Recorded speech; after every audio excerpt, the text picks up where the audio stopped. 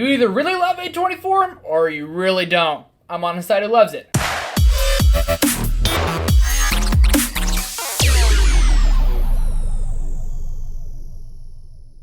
What is up, Film Geeks? My name is Trevor and welcome to my channel. Today is the 10th anniversary of A24 and they have made quite a bit of movies and I've only seen 13 of them and they are one of my favorite studios. And in honor of it being A24's 10th anniversary, I'm going to share with you my ranking of all 13 A24 movies that I've seen and place them on their proper tiers. Let me know down below in the comment section which A24 movies are a must watch.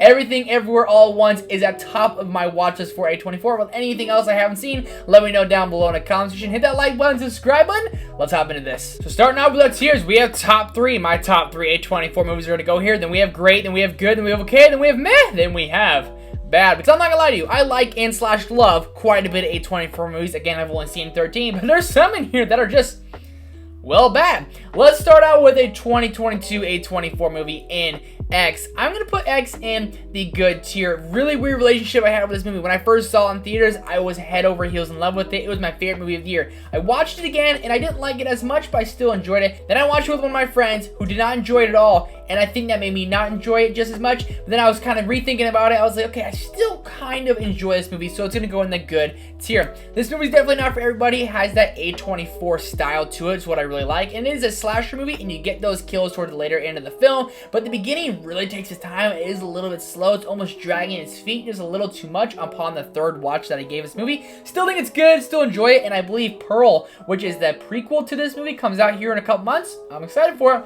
Moving on, we have On the Rocks. On the Rocks came out, I believe, last year over on Apple TV Plus. So I was really looking forward to it. The trailer really sold me. I'm putting On the Rocks in the meh tier. I'm gonna be quite honest with you, I don't really remember much of this movie. I didn't even find myself laughing all that much, but Bill Murray's in it, so that has to count for something. Then we have Midsommar. Now, people either love Midsommar or absolutely hate Midsommar. I'm on a team that hates Midsommar. It's gonna go in the bad tier. This is one of the most disturbing movies I've ever seen, and making it to the end is something that is very, very, very hard to do, but I found myself just being extremely uncomfortable, kind of covering my eyes. That's what A24 does so well. That's the one thing I can give this studio, is like, these movies are not for the faint of heart. Midsommar is crazy, man. It's absolutely crazy. Then we have Good Time. I'm stressed out watching Good Time. It's not a good time watching this movie, but I'm gonna put Good Time in the good tier as well. Robert Pattinson just crushes it in this role, and like from the opening scene, it's intense and stressful, man. When I'm watching a movie, I don't want to feel stressed out the whole time and like wants to let up a little bit, and it doesn't. It just doesn't. It's stressful. Good Time is the stressful time. That's what it should be called, stressful time. Then we have the most recent A24 movie in Bodies. Put this one in the okay tier. Look, I really want to love this movie. It is a 2.5 out of 5, and you're saying to yourself, that is a 50%. That is an F. That should be in the bad tier. But I still enjoyed some of it. They had a big twist in here, or like their big twist. I just felt it was dumb, and the whole movie felt unwarranted up to this point. And when you're having like a slasher movie, you're supposed to have lots of kills in the third act, and it's like, we're going to talk about our feelings and why like we don't really like each other, and we're kind of toxic as a friend group. Oh my gosh.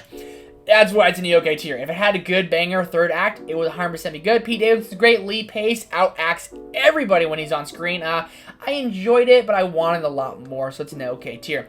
Then we have Uncut Gems. Are you joking me? In the top 3 tier. I get stressed out watching this one as well, and I've only seen it once. I need to go back and rewatch it, but Adam Sandler is arguably my favorite actor of all time, and he in this movie is the best we've ever seen, and he's fantastic. He's stressed out, and this movie again is stressful, and you want to punch Adam Sandler in the face because the entire time he's just causing havoc and doing so many things wrong. When he does something, you literally like, stop! Just stop doing that! That's what you want to yell to the screen, but he's not going to listen to you, and eventually it all catches up to him. The Safdie brothers created a very good, stressful movie, and Adam Sandler crushes it. Then we have Room. You talk about disturbing. Not stressful, not scary, not just weird, just like, this movie's brutal and heart-wrenching. It's gonna go in the great tier. Brie Larson won the Oscar, rightfully so. And Jacob Tremblay, I'm sorry, this kid should have won the Oscar because his performance is so good. The first hour when they are trapped in his room plotting to escape, that is intense and it is like just so disturbing and terrifying and like honestly heartbreaking. But then the last 30 minutes goes into like life after this, and they are just jacked up. And Brie Larson has so much regret and so much hatred teacher to pretty much everyone in her life because this whole bad thing happened to her and she can't really see past that. It's a beautifully disturbing movie. Brie Larson and Jacob Tremblay are absolutely fantastic, and to capture so much emotion with like basically just two people on screen the entire time, it's insane, it's heartbreaking, and I had chills and I almost cried when I first watched this movie. Then we have Moonlight. Moonlight is one of the most beautiful, perfect movies I've ever seen, rightfully deserved the Oscar win over La La Land, and I love La La Land. Moonlight's in the top 3 tier. This movie's told in different sections of a young boy growing up through his adolescence and finding out more about himself and discovering himself. I love the way it's broken up into different chapters. Moonlight, it hits all the right notes for me. And this poster, it's fantastic. Then we have The Spectacular Now. Meh, that's all I'm gonna say. Like, I know lots of you guys like Spectacular Now. It's meh. I can't get past it. Then we have Lady Bird, gonna go in the great tier as well. I'm from Sacramento, California. That's currently where I live, and this movie is filmed in Sacramento, California, and it really hits on that there's nothing to do. Gosh dang, Sacramento, California. Saoirse Ronan is fantastic. Greta Gerwig, who is from Sacramento, directed this movie and wrote it. And Timothée Chalamet plays just a jerk in this movie, and Lucas Hedges plays that cute, likable kid so well. And Lucas Hedges is easily one of the most underrated actors and underutilized actors in Hollywood today. Lady Bird is fantastic. It is a little bit slow at times, but I still really enjoy my time while watching it. Then we have The Disaster Artist, also going in the top 3 tier. This movie's insane, man. It's like absolutely hilarious, and it's one of those movies that like I watched it the first time, I did not like it at all, then I rewatched it and I absolutely loved it, and I watched it again, I loved it all over again. James Franco's fantastic, Dave Franco's fantastic, Seth Rogen's fantastic. This entire story about this guy is insane. A great movie about a terrible film. What's not to love? Then we have The Green Knight, gonna go in the meh tier as well. I wanted to love this movie when I went to go watch it, and I need to give it a rewatch. I actually own it on Blu-ray. I bought it for like 10 bucks at a Best Buy sales. I need to give this one a rewatch. It's in the meh tier by default because honestly, I don't remember too much about this movie. I was kind of dozing in and out of the theater off, so.